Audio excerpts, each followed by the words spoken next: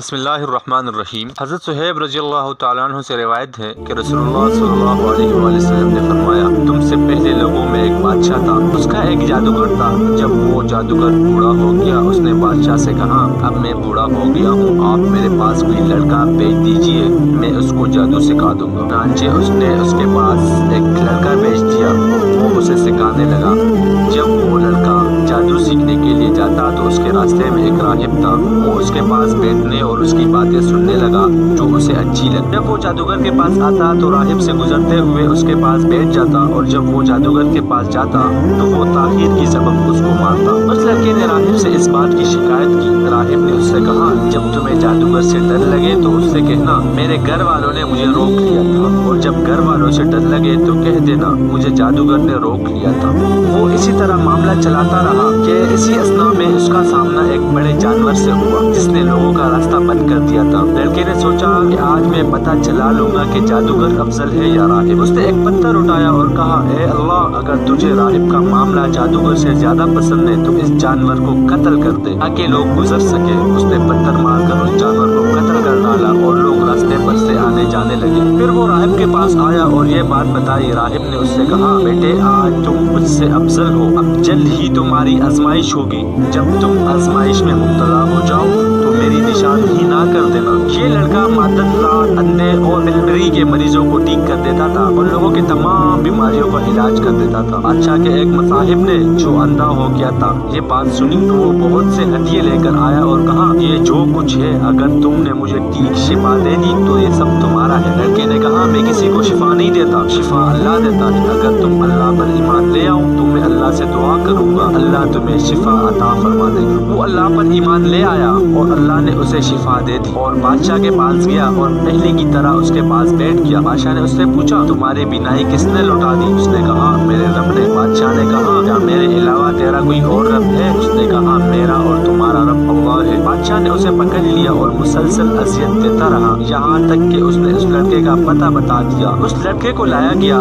بادشاہ نے اس سے کہا، بیٹے، تمہارا جادو یہاں تک پہنچ گیا ہے کہ تم اندھوں کو ٹھیک کر دیتے ہو؟ لڑکے نے جواب دیا، میں کسی کو شفا نہیں دیتا، شفا تو صرف اللہ دیتا ہے۔ بادشاہ نے اسے پکڑ لیا اور اسے مسلسل اذیت دیتا رہا یہاں تک کہ اس نے راہب کا پتہ بتا دیا۔ پھر راہب کو لایا گیا اور اس سے کہا گیا، اپنے دین سے پھر جاؤ۔ اس نے انکار کیا تو اس بادشاہ نے ایک آرا منگوایا اور اس کے سر کے درمیان میں رکھا اور اسے چیرا یہاں تک کہ اس کے دو ٹکڑے ہو کر ادھر ادھر گر گئے۔ پھر بادشاہ کے مصاحب کو لایا گیا، اس سے کہا گیا، اپنے دین سے پھر جاؤ۔ اس نے بھی انکار کر دیا۔ اس نے اس کے سر پر بھی آرا رکھا اور اس کو چیر دیا، اس کے دو ٹکڑے ہو کر ادھر ادھر گر گئے۔ پھر اس لڑکے کو لایا گیا اور اس سے کہا گیا، اپنے دین سے پھر جاؤ۔ اس نے انکار کیا تو اس بادشاہ نے اپنے چند ساتھیوں کے حوالے کیے اور کہا، اس کو فلاں فلاں پہاڑ پر لے جاؤ، جب تم پہاڑ کی چوٹی پر پہنچو تو پھر بھی اگر یہ اپنے دین سے پلٹ جائے تو ٹھیک، ورنہ اس کو اس چوٹی سے نیچے پھینک دو۔ چنانچہ وہ اس کو لے کر پہاڑ پر چڑھ گئے۔ لڑکے نے اپنے رب سے دعا کی، اے اللہ،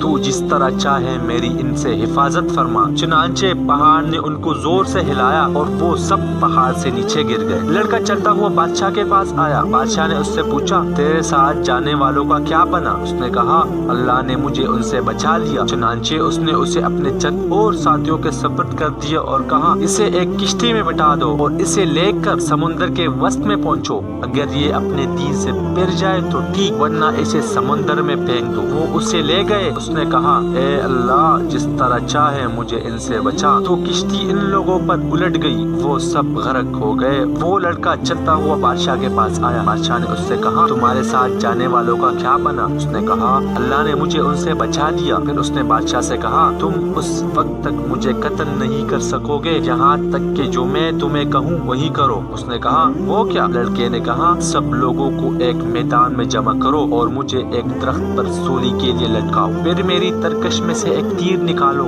اسے کمان کے درمیان میں رکھو، پھر کہو اللہ کے نام پر جو لڑکے کا رب है, फिर मुझे उसका निशाना बनाओ, अगर तुमने उस तरह किया तो मुझे मार दोगे। उसने सब लोगों को मैदान में जमा किया, उसे खजूर के एक तने के साथ लटका दिया, फिर उसके तरकश से एक तीर निकाला, उसे कमान के दरमियान में रखा, फिर कहा अल्लाह के नाम से जो इस लड़के का रब है। फिर उसे निशाना बनाया, तीर उसके कनपटी के अंदर घुसा।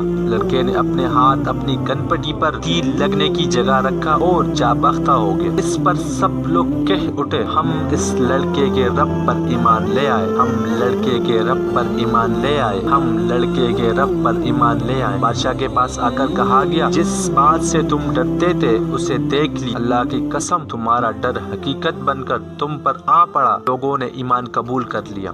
बादशाह ने रास्तों के सरों पर खंदकों की खुदाई का हुक्म दिया तो वो खोद दी गई, इनमें आग भड़का दी गई। उस बादशाह ने कहा, जो अपने दीन से ना फिरे उसे इनमें जला डाल, या इसे ईमान लाने वालों से कहा जाता इसके अंदर घुस। वो ऐसा कर गुजरते यहाँ तक कि एक औरत आई, उसके साथ उसका एक बच्चा था। उसने उसमें गिरने से तरद्दुद किया तो उस बच्चे ने उसे कहा, मेरी माँ सब्र इख्तियार करो, तू यकीनन हक पर है। मज़ीद इस तरह के अहादीस सुनने के लिए हमारे चैनल को सब्सक्राइब करें और बेल आइकन को ज़रूर दबाएं। जज़ाकुमुल्लाहु खैरा।